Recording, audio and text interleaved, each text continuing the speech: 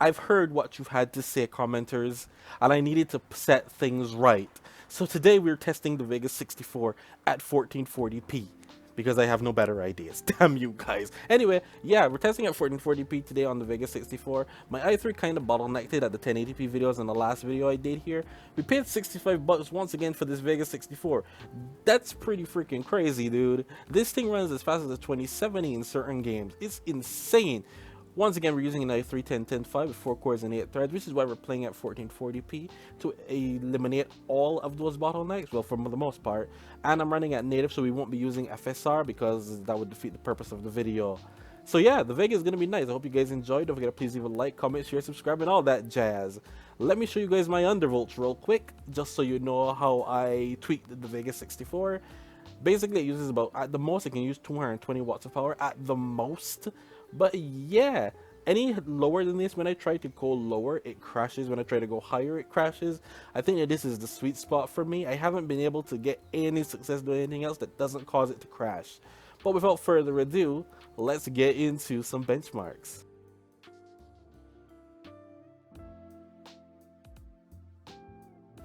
First up, we have Ratchet and Clank Rift Apart at 1440p with the low preset. Once again, as I said, the Vega 64, man, it is powerful. As you can see from the previous video, the wattage has gone up. We were getting around 150, 160 watts before. We are pushing 180 to 190 now. It is still hovering around 60 FPS on average, but we are at 57 right now. I think when we go down, it's going to actually go up a bit more. But yeah, Ratchet and Clank Rift Apart still looks good, even at 1440p low. The thing about games nowadays is they look really good when you put it on low settings just because of how they were made. So that works out for the most part. Not every game, but you know, for a lot of these ones that have vibrant colors, this works really well. We're getting over 50 frames. Now, obviously, with FSR added, you don't need to do this.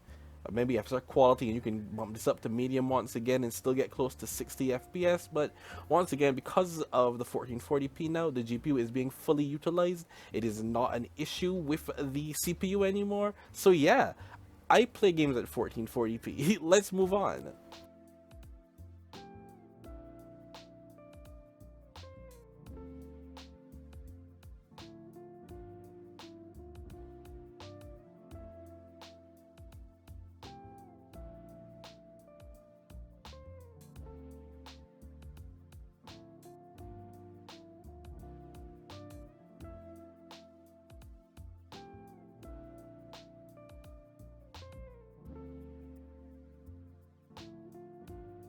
I swear I get depressed every time I try to test Forspoken on this damn thing. Anything I have. Once again though, at 1440p low, and I mean everything low. We're getting over 50 FPS on average for Forspoken. It is just demanding. It's really demanding. Once again, the GPU, actually for this game still, the CPU is still slightly a bottleneck for the GPU, but it's not much. It ain't much. We're hitting over 60 when there's no enemies on screen and we're just running around with Frey, but it does dip into the 50s once there are enemies on screen, whereas with the 1080p results, it was dropping into the 40s. So that tells you a lot because it wasn't CPU bound. It's not really a CPU bound here, so it's going to be a way better experience. But once again, we are running on low, so take that into consideration as well. Hey, it's giving us an average of 63. I call that a win.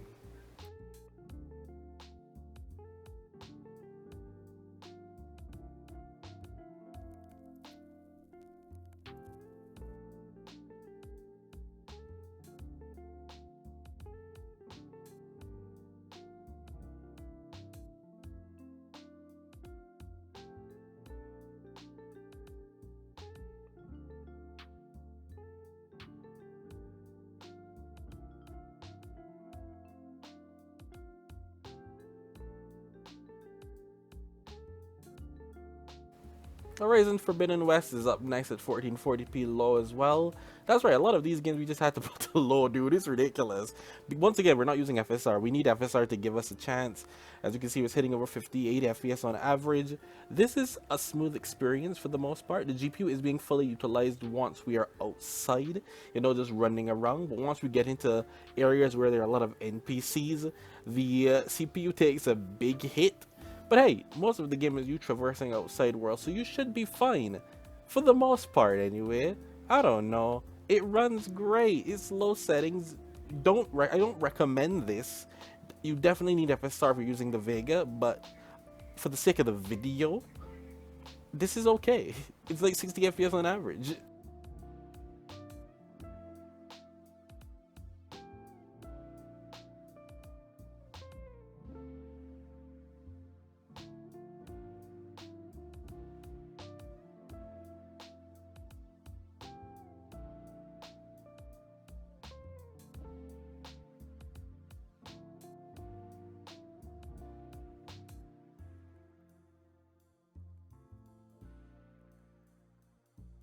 I'm beginning to think I should have just used Marvel's Spider-Man 2 instead of Miles Morales.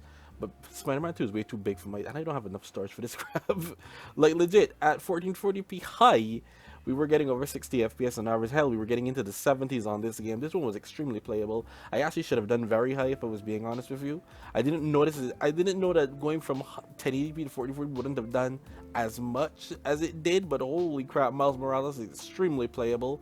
I don't remember my Vega 56 being this good at running this game, but hey, it runs and I can't complain. The CPU is not a bottleneck whatsoever. The GPU is being fully utilized. This is a smooth 60 FPS experience. You can't complain about this one.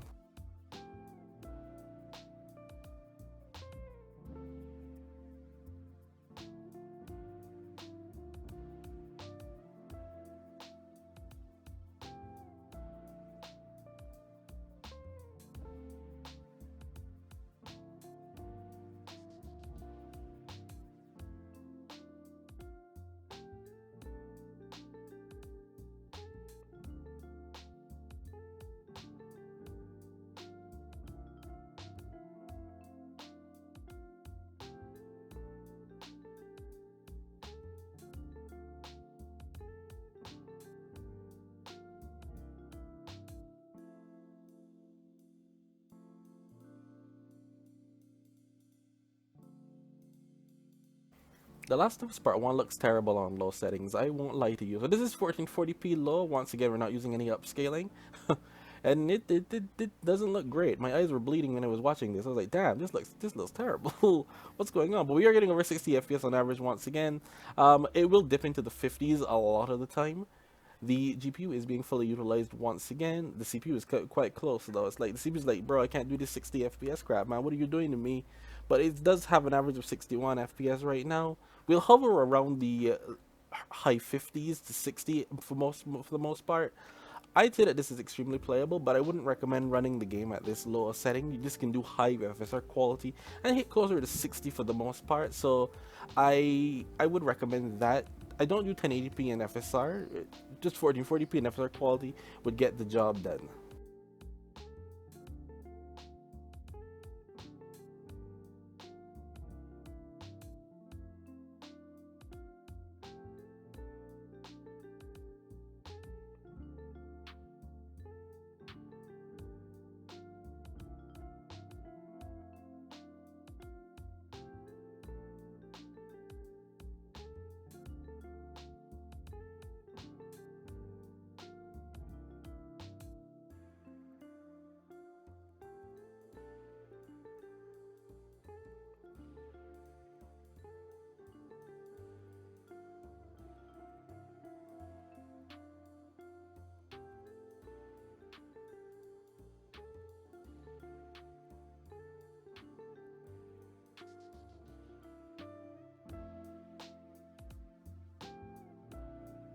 So I thought to myself with The Last of Us Part 2, man, if that Last of Us Part 1 ran that well, Part 2 is going to run even better, and it definitely did at 1440p lower as well, because obviously same engine and whatnot. I thought I'd test it the same way again. This one is definitely way more stable. We're getting over 60 watts again on average. This is extremely playable. I have no issues with this whatsoever. CPU isn't even being hit as hard, so it can really get over some higher frame rates than Part 1 could have. But yeah, this is The Last of Us, guys. There's not much to say. This one runs really well, and it looks good on low compared to Part 1. That's the next thing. It looks really good on low.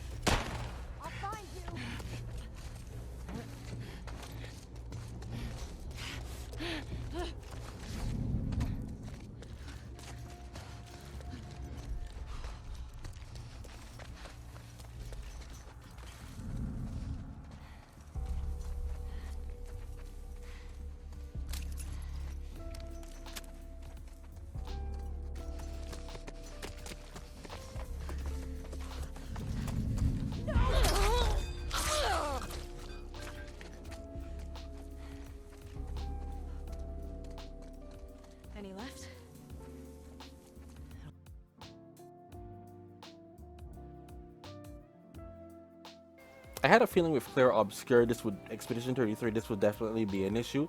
I wasn't wrong. At 1440p with the low settings and TSR set to epic, so it's 100%, so we're running at native 1440p. We were barely getting over 30 FPS on average. I think the highest was 36. Actually, the average right now, I don't think it got any higher except for maybe when we got into a fight, maybe. But other than that, as you can see, the GPU is using like 214 watts of power, just trying to maintain over 30 frames per second. Like, it's rough with this game. Obviously, this game needs an upscaler, man. It is extremely demanding. I wouldn't recommend just trying to play at native 1440p, especially because I'm using low settings. Still looks good, but I would not recommend this whatsoever. This can do 1440p medium with a TSR maybe set to medium as well, and you'll probably get a much better experience. But if you wanted to play the game at 30 FPS, 1440p low, you probably could, although that probably will dip as well. I do not recommend this.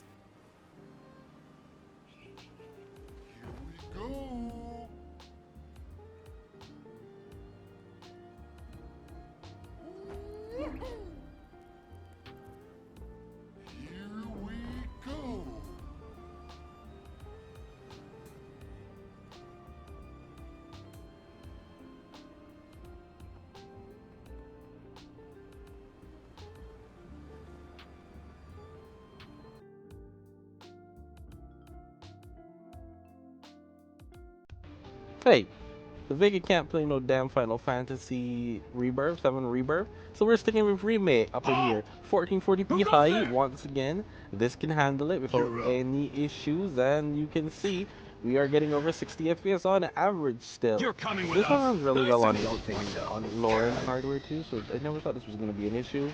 Like, it's going to be over 60 all day. Heck, some parts were hitting over 100 frames. This one's going to be a smooth experience. Hands where I can see them! Have fun.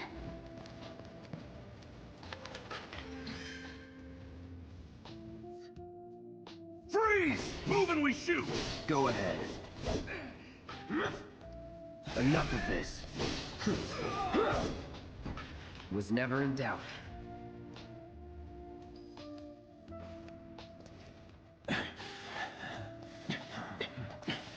Drop the weapon! You got this. Yeah, what he said!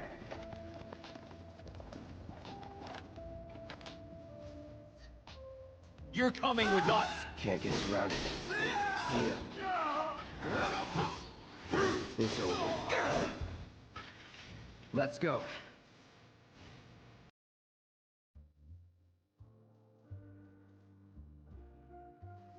Silent Hill 2 is also another extremely demanding one. It's practically like Clair Obscur once again. This is 1440p with the low preset. We have resolution scalability to 100%, so this is native 1440p. And you can tell because how clear and cut I think James's hair looks. It's quite crisp, even because it's 1440p native.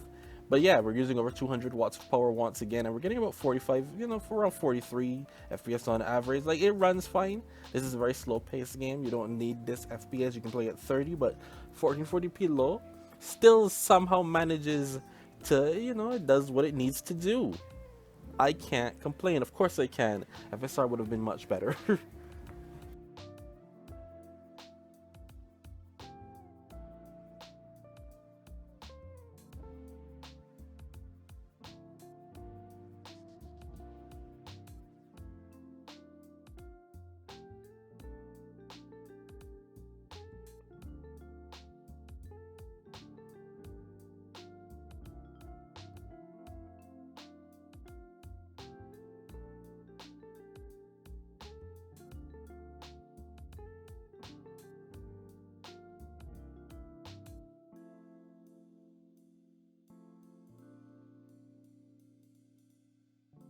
Finally, we have Dead Island 2, once again at 1440p on the Ultra preset. Textures are set to high, and well, this one I thought obviously was going to be a great experience to begin with.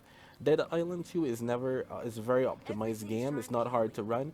It's hitting over 60 FPS on average, and even in combat scenarios where there's zombies coming at you, it'll still get the job done. I cannot complain. But once again, I hope you guys enjoyed the video. Don't forget to please leave a like, comment, share, subscribe, and stick around for more epic content. If you guys like seeing me do these types of videos on the channel, hit that subscribe button and leave a comment of something you'd like to see me specifically do. Maybe we'll do another video with actual FSR at 1440p just to see if we can hit 60. But yeah, this was really good even at 1440p.